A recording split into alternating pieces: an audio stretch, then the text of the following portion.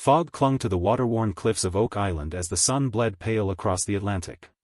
In 1866, rookie prospector Thomas Turley stood at the edge of a narrow shaft, its walls slick with sea salt-dred. He felt the cold pulse of each echo, a rhythmic thud of timber, a whisper of mud, like a heartbeat beneath the earth.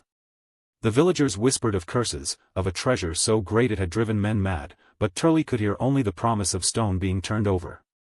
He lowered a lantern, its flame fluttering like a trapped firefly, and the shaft widened into a maze of wooden platforms, each one more rotted than the last.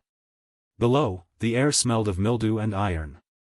Suddenly, a groan tore through the darkness, a heavy board gave way, sending a cascade of rocks crashing into a cavernous void. The sound reverberated like a drum, and the lantern sputtered, casting a frantic strobe of shadow across a stone slab etched with indecipherable symbols. Turley's fingers brushed the carvings, cold to the touch, and a shiver raced up his spine. He imagined clandestine voyages, pirates' booty, and a hidden cache that had survived centuries of storms.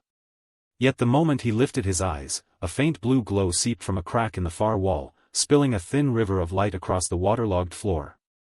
Something was moving. An old wooden box, coated in centuries of silt, slid silently toward him. He pried the lid open. Inside lay a tarnished iron key, a brittle parchment, and a solitary wasp wax seal stamped with a crest he recognized, the Royal Navy's.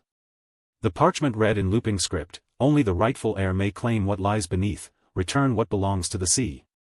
Turley stared at the water licking the box's edge, the tide rising inexorably.